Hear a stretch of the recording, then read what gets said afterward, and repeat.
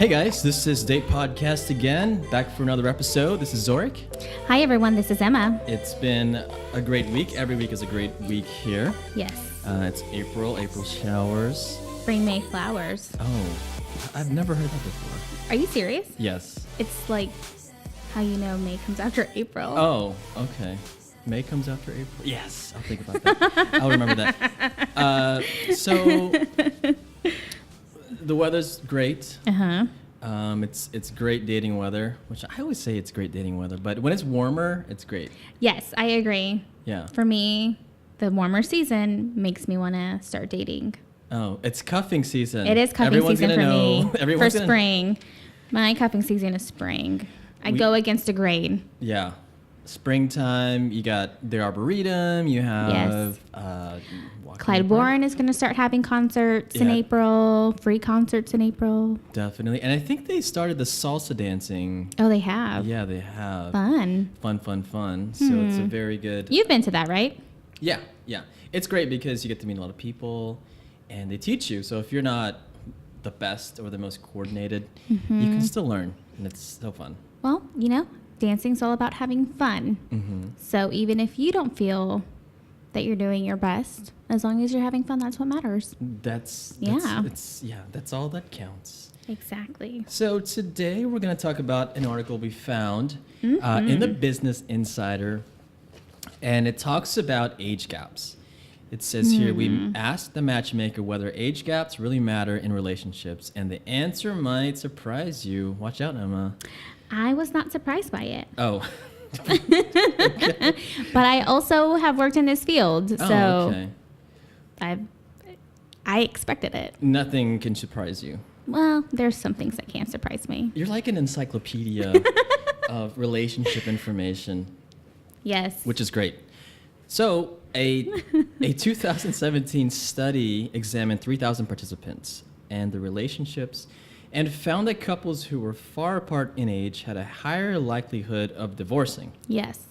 Well, if you dissect that for a second, let's say you're 10 years apart. So maybe someone's 30 and dating someone that's 20. Those are a lot of years that you're missing. Yeah, I think that 30 and 40, so like they're more connected, like wisdom wise and life experiences wise, versus like the 20 and 30. The 20-year-old hasn't had that many experiences, and for a 20-year-old, because they've been recently out of high school, their biggest problem a year ago was, oh my gosh, my puberty. Friends hate me. Oh. Yes. Yeah. And what a 30-year-old is going through, what they think is stressful or anxiety provoking, is not going to be in the same experience as a 20-year-old. Yeah, when I was 20, I think I was worrying about, first of all, what the hell am I going to do with my life? Exactly. That's one thing. And so I wasn't stable. And also I just wanted to go out and have fun and watch movies and go to the bar and all that. But when I was 30, you are 30 in your 30s. I am in my 30s, but at one point in my life I was 30. Okay, fair. And flashback, I feel like I knew what I was doing at 30, right? I feel like men grow into their own at 30. I feel like y'all finally get out of being in your 20s or being in your teens at 30. Yeah. Okay. Yeah, young at heart, I guess. Yeah, and I still think that some 30-year-old men are still in their teens. I've heard that so many times from so many people. Yeah, that's correct. So also what the article says is that the matchmaker says here in the article that people want to meet someone organically, like out at the bar. Yes, always. And when you meet someone out at the bar, it's not like there's an age label like on top the of their dating head. apps. Yeah. Yeah. So you don't know. I mean, she could. It's weird these days. She can look 30, but she can be 29. Try not to go too. Or you can be 30 like me and look like you're 25, 26? Yeah, exactly. Thank you. I Thank think you. it's younger than that. But Oh, yes. Bless you. yeah, more blessings to come. So, like organically, like I want to Yes. meet a girl at Best Buy where I'm grabbing the latest and greatest mouse. And it's like a movie. It's a slow motion movie where I'm grabbing the Mighty Mouse in the Apple aisle, and we just become one with the Apple mice. So y'all fall in love Yeah. over the over the Apple Mouse. Yeah. I know. And I do a lot of shopping on Amazon.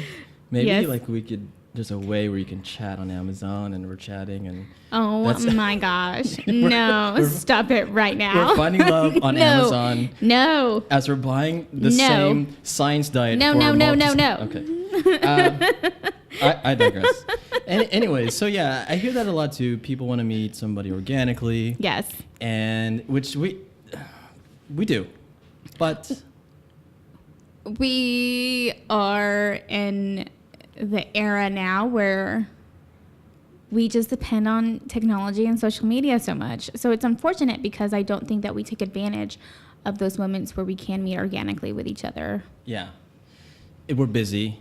You know, we work, and it's so much easier to find somebody. And I also think we're just like always looking at our phones. So we're not like willing to put those things down to look up for 2-3 seconds to make eye contact with someone. Perfect millennial example, Yep. right? So yeah, we're consumed with apps and phones and technology. So it goes on to say that really it's not about age. And we've been saying it's kind of, it depends on which age range you're in, but the article talks about how it's more about faith and differing opinions about starting a family. And again, that goes back to experience because, you know, like you just said, like in your 20s you wanted to party. In my 20s I wanted to party too, and my focus was, okay, so I need to graduate undergrad, and then I need to go to grad school. Do I actually want to go to grad school? Like, what do I want to do in my life? But oh my gosh, my friends are going out, so let me spend time with them. Yeah. Versus like in your 30s, the expectation, I guess, by then is you should have either a job or a career that you're working towards and like starting to settle down. Settle down, meaning maybe you have at that age an idea of how many Right. kids you want, where you want to live. Or an expectation of what settling down means to you. Yeah, when I was 20, settling down to me meant settling down at a bar stool. That's as far as that got. But I think when you're 30s, 40s, and 50s, maybe this is a question for you, but I think people's faith are usually kind of solidified by then, or maybe you have your belief. Right. Yeah. Yeah.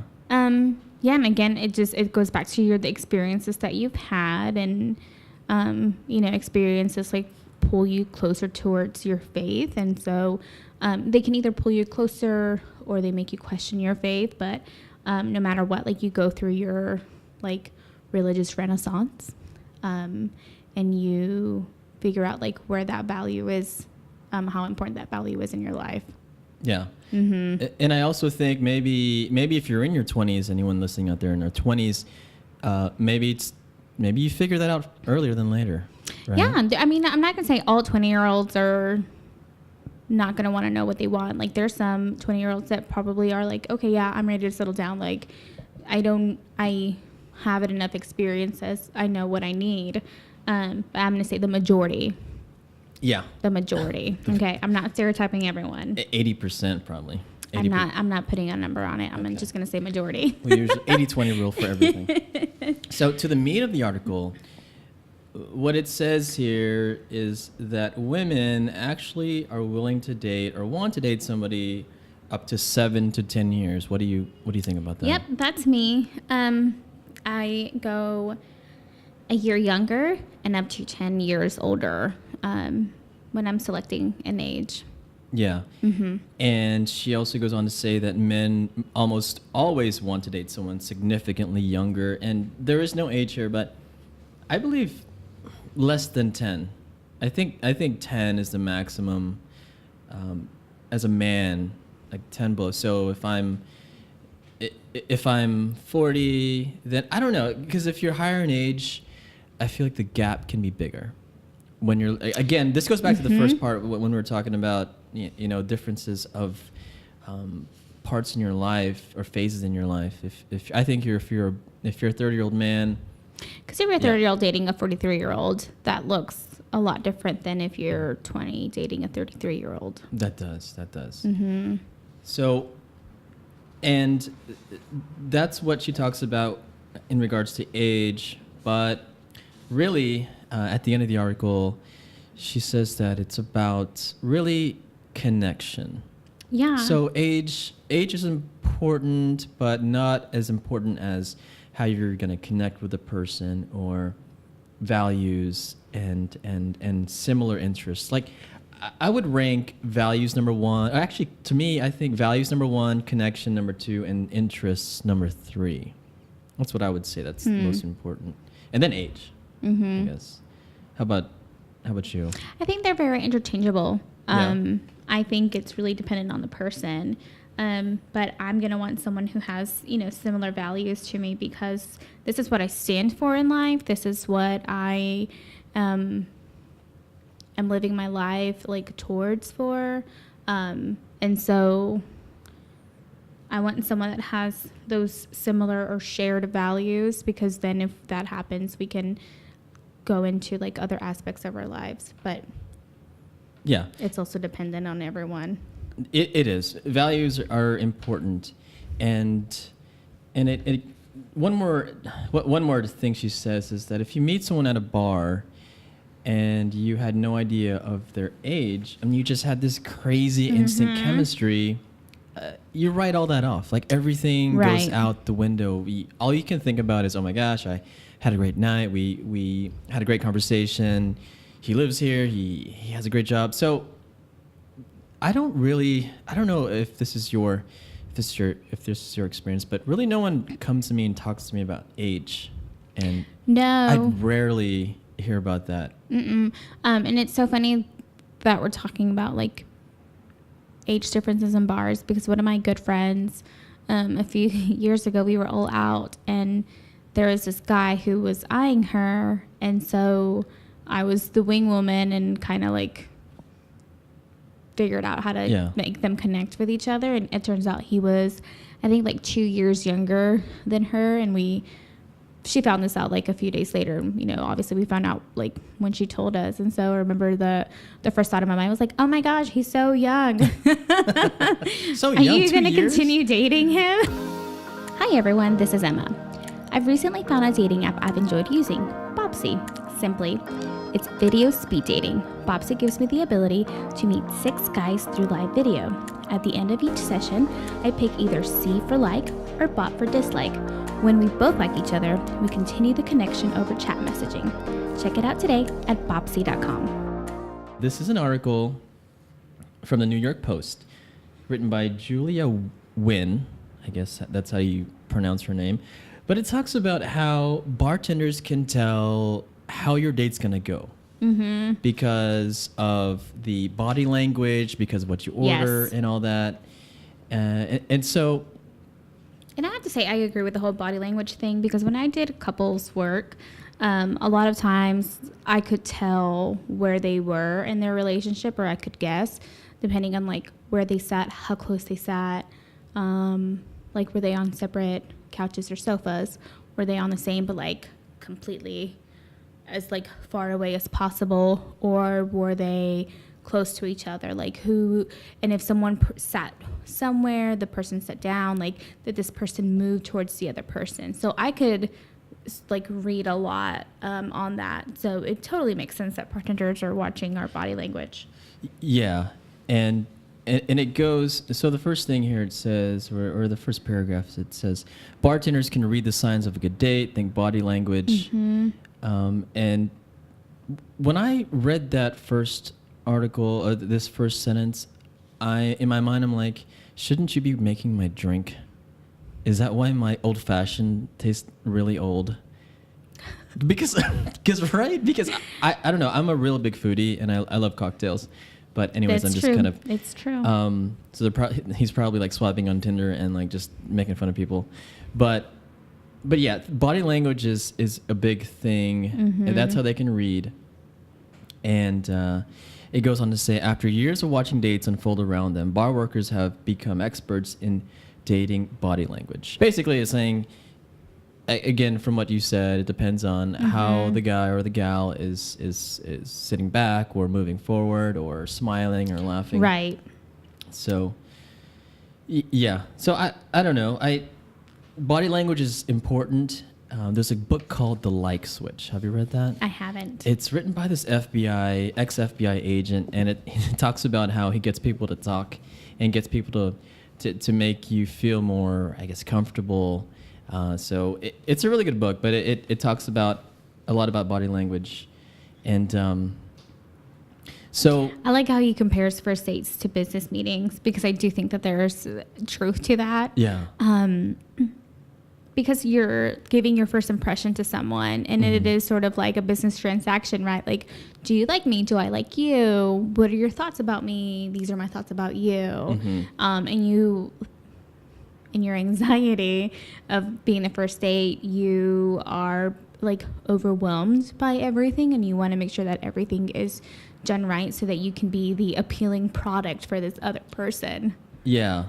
And this first part, it talks about also meeting, like you said, meeting the person for the first time.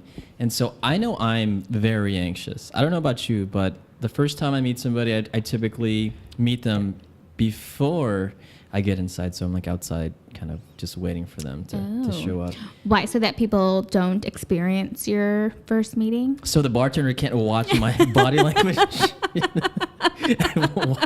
He's like, oh, this guy knows what he's doing. He's hiding from me.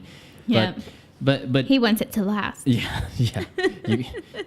You're not going to be, I'm not going to be in your little survey here, but I think, what do you think about the in-person meeting? Because it says here, I'm also anxious about seeing the person in real life. Yes. So it's, what do you feel about that? So as a true extrovert, first dates always make me an introvert. Yeah, because you're shy. You don't know the person. Right. And you're just... And it, for me, like, introverting, as I like to call it, is me, like, going into my shell and trying to protect myself. Because I don't want to be exposed to someone that I don't know. Yeah. And it, like, not go well. So I introvert. So for me, a lot of times on first dates, when I first meet the person, I won't touch. I won't shake hands. I'll just say, hello. Yeah. I'm Emma. Hey, how's it going? Awkwardly. Hi. Yeah. And then once I sit down with, we can talk a little bit more, but Gotcha. Yeah. Yeah. I need to work my way through it. Yeah, and it's funny how pictures work, because when you meet someone for the first time, they can be much better looking or not as good as you thought. I kind of compare it to buying something on Amazon. I love Amazon, but it's you go on Amazon and I'm looking for this perfect sweater, and it looks so great on in the pictures, and all of a sudden when the box gets to my apartment and I rip open that box and I put on the sweater, it looks nothing like it. I'm like, where do I put the return label? Yeah. And so yeah, it can go both ways when you meet someone the first time. Because what if they got one of their closest friends to take professional pictures for their profile? I know. I mean, they had assistance from a buddy of theirs. But another topic it talks about is, what do you do when you meet somebody for the first time? Is it a handshake? Is it a hug? Peck on the cheek? That's not a U.S. thing. I don't see many pecks on the cheek. No, I don't either. And but like I said, like when I first greet someone, I'm not gonna touch you. Yeah. I'm gonna wait till the end of the day. So do you just say, hey, how's handshake it or going? the hug? Or, yeah, just like, yeah. oh hi, I'm Emma. Like, nice to meet you. If he reaches out to shake my hand, then I'll like reciprocate. But I'm not gonna be the first one. Yeah. So because again, like I need to know boundaries. Like Are you a touchy-feely person? Because I am. So again, I'm respecting your boundaries by not assuming that you want to touch my hand. So if you said, Emma, come over here, and like this big bear hug, that would be kind of awkward. It would be awkward for me. I'd be like, okay, boundaries. I want to see that sometime. But I think whether or not you shake, you hug the person or peck on the cheek, I think it sets the tone. Yes, Yeah. but like again, like if it doesn't happen, like it has to be okay because yes, this is a first impression, and I get it. Like it takes like 7 other times to like break your first impression, but like 7 times to meet after. But this is like the first time that you're meeting someone. You're both anxious. You're both nervous. Like just be okay being nervous and anxious. Just be okay with it. Acceptance, right? Yes, Acceptance. and then don't use alcohol as your crutch. to cope with your anxiety and nervousness. That's a great segue on to the next segment here. It talks about what you order, the drink of choice. He says if you drink wine, then it's generally a sign that things aren't heading anywhere good. I have to disagree with that because I have a 2-drink max on the first few dates.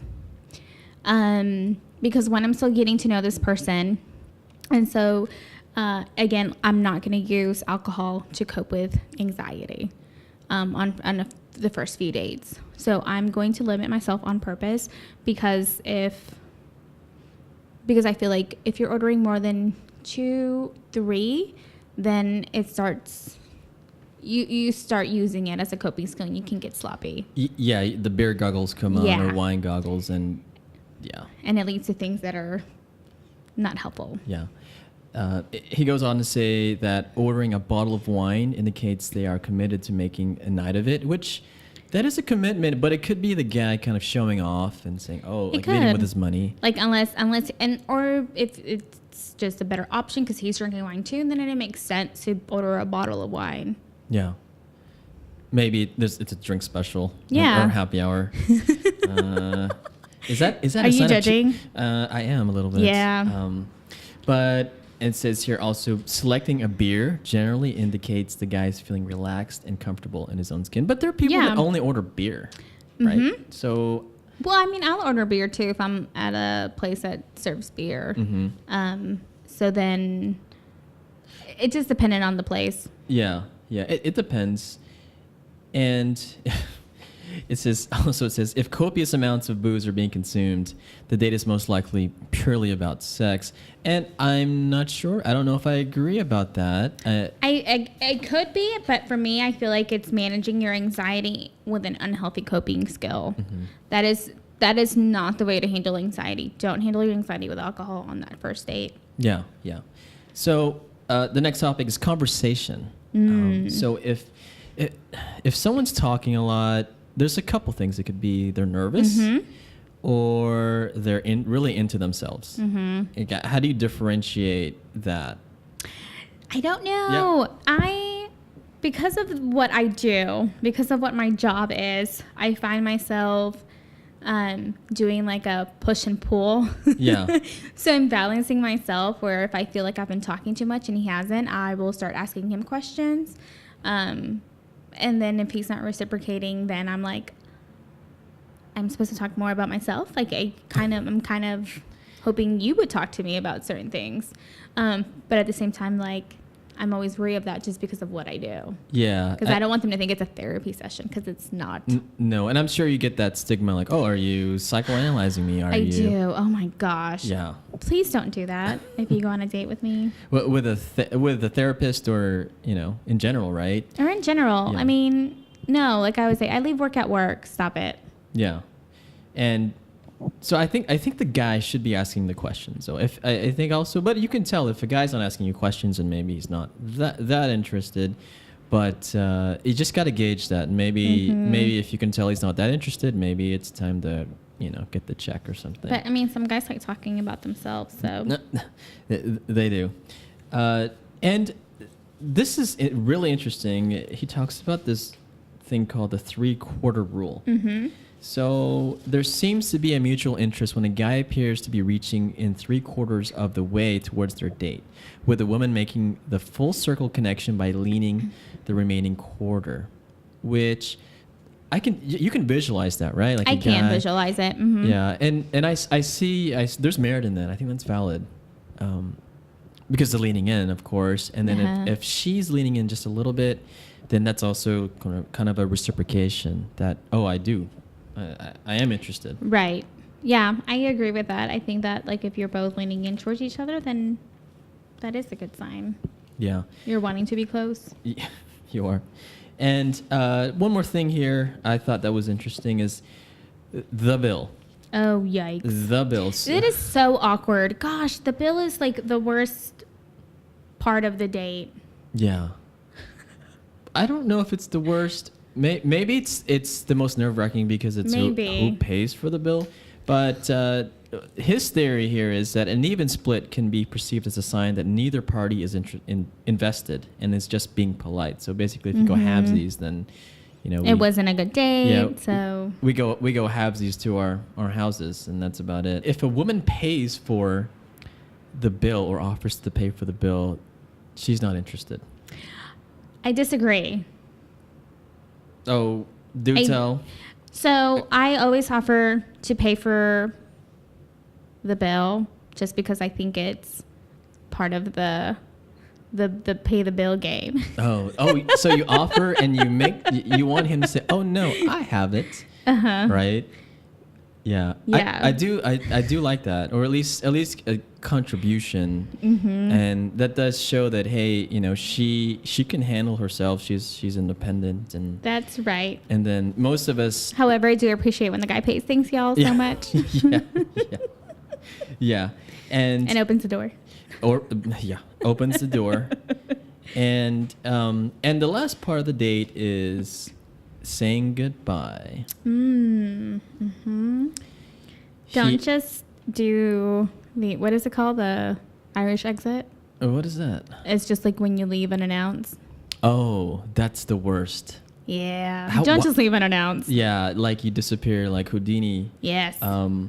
But he's saying here that most often there's a hug and a kiss on the cheek, but occasionally there is more, or there are more get a room moments, usually followed by the couple. Oh, goodness.